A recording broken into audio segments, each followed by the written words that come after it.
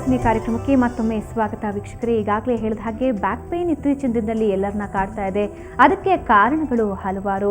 ಅದ್ರ ಬಗ್ಗೆ ಇನ್ನಷ್ಟು ಮಾಹಿತಿನ ಡಾಕ್ಟರ್ ಅವರಿಂದ ಪಡೆಯೋಣ. ಡಾಕ್ಟರ್, ಈಗಾಗಲೇ ಹೇಳ್ತಿದ್ರಿ ಸಾಕಷ್ಟು ಅದು ಪ್ರಾಬ್ಲಮ್ಸ್ ಇರುತ್ತೆ ಅಂತ. ಆದರೆ ಇತ್ತೀಚಿನ ದಿನದಲ್ಲಿ ಒಂದು 17-18 ವರ್ಷದ ಮಕ್ಕಳಿಗೂ, ಅಂದರೆ ಅವ್ರು ತೀರಾ ವರ್ಕೋಹಾಲಿಕ್ ಇರೋದಿಲ್ಲ, ಇನ್ನೂ ಓದ್ತಾ ಇರ್ತಾರೆ, ಅಂಥವರಿಗೂ ಕೂಡ ಈ ರೀತಿ ಬ್ಯಾಕ್ ಪೇನ್ ಕಾಣಿಸ್ಕೊಳ್ಳುತ್ತೆ. ಏನು ರೀಸನ್ ಅದಕ್ಕೆ? ಇಲ್ಲಿ ಕೆಲವೊಮ್ಮೆ ಈ ಬೈ ಬರ್ತ್ ಕೆಲವು ಪ್ರಾಬ್ಲಮ್ಗಳು ಬರ್ತದೆ. ಸೊ ಅದು ಚಿಕ್ಕವರಿರುವಾಗ ಬಾಡಿ ವೆಯ್ಟ್ ಕಡಿಮೆ ಇರ್ತದೆ. ಸೊ ಆವಾಗ ಅದು ಗೊತ್ತಾಗೋದಿಲ್ಲ. ಸ್ವಲ್ಪ ದೊಡ್ಡವರಾಗ್ತಾ ಇದ್ದ ಹಾಗೆ ಬಾಡಿ ವೆಯ್ಟ್ ತೂಕ ಜಾಸ್ತಿ ಆಗ್ತಾ ಹಾಗೆ ಆ ಸಮಸ್ಯೆಗಳು ಕಾಣಲಿಕ್ಕೆ ಶುರು ಆಗ್ತವೆ.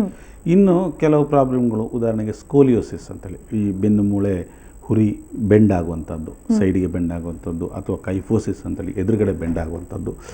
ಇದು ಈ ಡೆವಲಪ್ಮೆಂಟ್ ಜಾಸ್ತಿ ಇರುವಂಥ ಪೀರಿಯಡ್ ಏನಿದೆ, ಒಂದು 13-14 ವರ್ಷದಿಂದ 18-19 ವರ್ಷದವರೆಗೆ ಈ ಗ್ರೋತ್ ಪೀರಿಯಡ್ ಸ್ಪರ್ಟ್ ಆಗುವಂಥದ್ದು. ಸೊ 12 ವರ್ಷಕ್ಕೆ ಇದು ಶುರು ಆಗ್ತದೆ. ಆ ಸಂದರ್ಭದಲ್ಲಿ ಮೂಳೆ ಅತಿ ಹೆಚ್ಚು ಬೆಳೀತದೆ. ಆ ಅತಿ ಹೆಚ್ಚು ಬೆಳೆಯುವಾಗ ಈ ಡೆವಲಪ್ಮೆಂಟಲ್ಲಿ ಏನಾದರೂ ಪ್ರಾಬ್ಲಮ್ ಬಂದರೆ, ಸೊ ಅಂಥ ಸಂದರ್ಭದಲ್ಲಿ ಈ ಒಂದು ಬೆನ್ನು ಬಾಗುವಿಕೆ ಇಂಥದ್ದೆಲ್ಲ ಆಗ್ತದೆ. ಆಮೇಲೆ ಇನ್ನು ಡಿಸ್ಕ್ ಡಿಜೆನ್ರೇಷನ್ ಅಂತ ಏನು ಹೇಳಿದ್ದೀನಿ, ಅದು ಕೂಡ ಇತ್ತೀಚಿನ ದಿನಗಳಲ್ಲಿ ಅರ್ಲಿಯರ್ ಏಜಲ್ಲಿ, ಉದಾಹರಣೆಗೆ ನಾವೀಗ ಕೆಲವರಿಗೆ ಸಣ್ಣ ಪ್ರಾಯದಲ್ಲಿ ಕೂದಲು ಬಿಳಿ ಆಗೋದು ನೋಡ್ತೇವೆ. ಅದೇ ಥರ ಡಿಸ್ಕ್ನಲ್ಲೂ ಕೂಡ ಡಿಜೆನ್ರೇಷನ್ ಅರ್ಲಿ ಏಜಲ್ಲಿ ಆಗಬಹುದು. ಸೊ ಕೆಲವೊಮ್ಮೆ ಈ ಅನಾಟಾಮಿಕಲ್ ಅಬ್ನಾರ್ಮ್ಯಾಲಿಟಿ ಏನಾದರೂ ಇದ್ದರೆ ಅಂತೇಳಿದರೆ, ಅವರ ನಾರ್ಮಲ್ ಆಗಿ ಇಲ್ಲದೆ ಏನಾದರೂ ಹೆಚ್ಚು ಕಡಿಮೆ ಏನಾದರೂ ಇದ್ದರೆ, ಅಂಥ ಸಂದರ್ಭದಲ್ಲಿ ಈ ಒಂದು ಪರ್ಟಿಕ್ಯುಲರ್ ಜಾಗದಲ್ಲಿ ಒಂದು ಸ್ಟ್ರೆಸ್ ಕಾನ್ಸಂಟ್ರೇಟ್ ಆಗಿಬಿಟ್ಟು ಅದರಿಂದ ನೋವು ಬರ್ಬೋದು. ಸೊ ಹಾಗಾಗಿ ಈ ಸಣ್ಣ ಪ್ರಾಯದಲ್ಲಿ ಕೂಡ ನೋವು ಕಾಣಿಸ್ಕೊಳ್ತದೆ.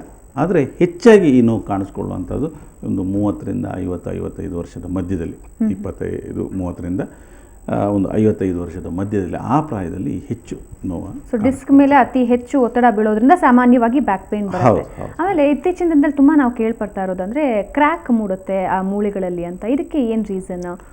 ಈ ಮೂಳೆ ಕ್ರ್ಯಾಕ್ ಕೆಲವರಿಗೆ ಬೈ ಬರ್ತ್ ಸ್ವಲ್ಪ ಡಿಫೆಕ್ಟ್ ಇರ್ತದೆ. ಸ್ಪಾಂಡಿಲೋಲೈಸಿಸ್ ಅಂತ ಹೇಳ್ತೇವೆ. ಬೈ ಬರ್ತ್ ಒಂದು ಈ ಏನಿದೆ, ಈ ಮೂಳೆ ಡಿಸ್ಕ್,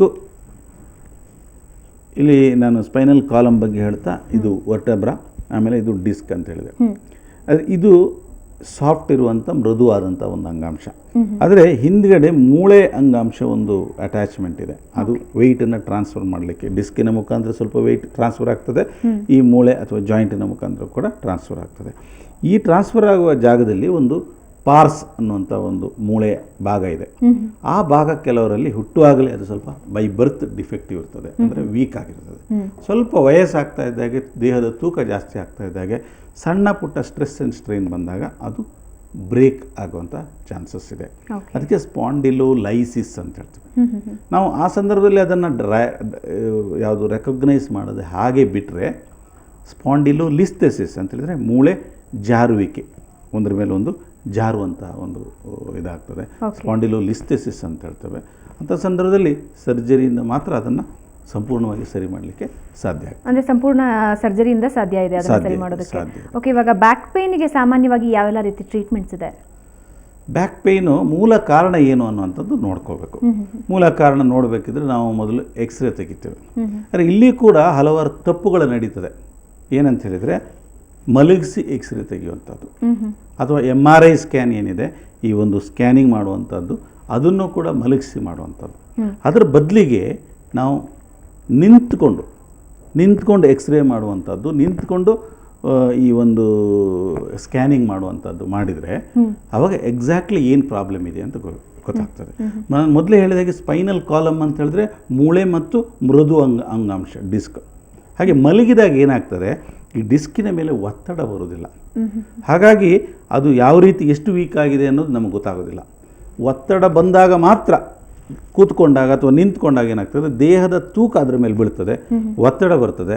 ಆವಾಗ ಅದು ಡಿಸ್ಕ್ ಎಷ್ಟು ವೀಕ್ ಆಗಿದೆ, ಅದು ಜಾರಿ ಹೋಗ್ತದ, ಮುಂದಕ್ಕೆ ಜಾರ್ತದ, ಹಿಂದಕ್ಕೆ ಜಾರ್ತದ, ಅಥವಾ ಸೈಡಿಗೆ ಜಾರ್ತದ ಅನ್ನೋಂಥದ್ದು ನಾವು ಕ್ಲಿಯರಾಗಿ ತಿಳ್ಕೊಳ್ಬೋದು. ಹಾಗಾಗಿ ನಿಂತ್ಕೊಂಡು ಎಕ್ಸ್ರೇ ಮಾಡುವಂಥದ್ದು ಬಹಳ ಮುಖ್ಯ. ಇದು ಹಲವಾರು ಡಾಕ್ಟರ್ಗಳು ಇವತ್ತು ಕೂಡ ಮಾಡಲ್ಲ. ಆಮೇಲೆ MRI ಸ್ಕ್ಯಾನ್, ಇತ್ತೀಚಿನ ದಿನದವರೆಗೂ ನಿಂತ್ಕೊಂಡು ಮಾಡುವಂಥ ಒಂದು MRI ಸ್ಕ್ಯಾನ್ ಇರಲಿಲ್ಲ. ಆದರೆ ಈಗ ಸದ್ಯಕ್ಕೆ ಅಂತಹ ಒಂದು ಅವೈಲೇಬಿಲಿಟಿ ಬೆಂಗಳೂರಿನಲ್ಲಿಯೂ ಕೂಡ ಇಂಥ ಅವೈಲೇಬಿಲಿಟಿ ಇದೆ, ಮತ್ತು ದೇಶದ ಇತರ ಭಾಗಗಳಲ್ಲಿ ಕೂಡ ಇಂಥ ಒಂದು ಅವೈಲೇಬಿಲಿಟಿ ಇದೆ. ಸೊ ಈ ಒಂದು ಸ್ಕ್ಯಾನಿಂಗ್ ಮಾಡಿ ನಾವು ಎಕ್ಸಾಕ್ಟಾಗಿ ಏನು ಪ್ರಾಬ್ಲಮ್ ಆಗಿದೆ ಡಿಸ್ಕ್ ಎಷ್ಟು ವೀಕ್ ಆಗಿದೆ, ಎಷ್ಟು ಜಾರ್ತಾ ಇದೆ ಅನ್ನೋದನ್ನು ತಿಳ್ಕೊಳ್ಬೋದು. ತಿಳ್ಕೊಂಡ ನಂತರ ಅದಕ್ಕೆ ಬೇಕಾಗುವಂಥ ಟ್ರೀಟ್ಮೆಂಟ್ ಮಾಡ್ಬೋದು. ಯಾವ ಒಂದು ಸಿವಿಯರಿಟಿಯಲ್ಲಿ ಇದೆ, ಸ್ವಲ್ಪ ಮಟ್ಟಿಗೆ ಇದ್ದರೆ ಎಕ್ಸಸೈಸ್ ಮಾಡ್ಬೋದು. ಫಿಸಿಯೋಥೆರಪಿ ಅಂತ ಈ ಟ್ರ್ಯಾಕ್ಷನ್ ಹಾಕುವಂಥದ್ದು, ಮತ್ತು ನಾವು ಟಿ ವಿಯಲ್ಲಿ ನೋಡಿದರೆ ಕೆಲವೊಂದು ಈ ಒಂದು ಕರೆಂಟ್ ಶಾಖ ಕೊಡೋದ್ರಿಂದ ಅಥವಾ ಬೇರೆ ರೀತಿ ಟ್ರ್ಯಾಕ್ಷನ್ ಕೊಡೋದ್ರಿಂದ ಈ ಒಂದು ಪೇಯ್ನನ್ನು ಕಡಿಮೆ ಮಾಡೋದು ಫಿಸಿಯೋಥೆರಪಿ ಅಂತ ಹೇಳ್ತೇವೆ. ಆಮೇಲೆ ಎಕ್ಸಸೈಸ್, ಮಾಂಸಖಂಡಗಳನ್ನು ಬಲಪಡಿಸುವುದರಿಂದ ಈ ಸಾಧಾರಣವಾದ ನೋವನ್ನು ನಾವು ಕಡಿಮೆ ಮಾಡ್ಬೋದು. 190% ನೋವನ್ನು ಈ ರೀತಿಯಲ್ಲಿ ಕಡಿಮೆ ಮಾಡ್ಬೋದು. ಆದರೆ ಕೆಲವೊಮ್ಮೆ ಕ್ರಾನಿಕ್ ಪೇಯ್ನ್ ಇರ್ತದೆ, ವರ್ಷಗಟ್ಟಲೆಯಿಂದ ನೋವು ಇರ್ತದೆ, 8-10 ವರ್ಷದಿಂದ ನೋವು ಇರ್ತದೆ. ಅಂಥ ಸಂದರ್ಭದಲ್ಲಿ ಬರೀ ಒಂದು ಫಿಸಿಯೋಥೆರಪಿಯಲ್ಲಿ ಸರಿ ಮಾಡಿಸುವಂಥದ್ದು ಕಷ್ಟ. ಆವಾಗ ಯಾವ ಪ್ರಾಬ್ಲಮ್ ಇದೆ ಅಂತ ನೋಡ್ಕೊಂಡ್ಬಿಟ್ಟು ಅದಕ್ಕೆ ಶಸ್ತ್ರಚಿಕಿತ್ಸೆಯನ್ನು ಮಾಡ್ಬೋದು.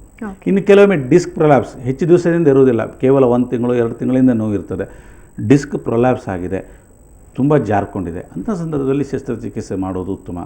ಶಸ್ತ್ರಚಿಕಿತ್ಸೆ ಮಾಡಿ ಇದನ್ನು ಗುಣಪಡಿಸಲಿಕ್ಕೆ ಆಗ್ತದೆ. ಓಕೆ, ಇನ್ನಷ್ಟು ಮಾಹಿತಿ ನಿಮ್ದು ಪಡ್ತೀನಿ. ಸೊ ವೀಕ್ಷಕರೇ ನೋಡಿದ್ರಲ್ಲ ಯಾವೆಲ್ಲ ರೀತಿಯ ಬ್ಯಾಕ್ ಪೇಯ್ನ್ಸ್ ಬರುತ್ತೆ ಅಂತ. ಇದ್ರ ಬಗ್ಗೆ ಇನ್ನಷ್ಟು ಮಾಹಿತಿಯನ್ನು ಪಡೆಯೋಣ. ಅಲ್ಲದೆ ಯಾವೆಲ್ಲ ರೀತಿಯ ಚಿಕಿತ್ಸೆಗಳಿವೆ ಇದ್ರ ಬಗ್ಗೆ ಇನ್ನೂ ಮಾಹಿತಿ ಇದೆ. ಅದಕ್ಕೂ ಮುಂಚೆ ಒಂದು ಚಿಕ್ಕ ಬ್ರೇಕ್.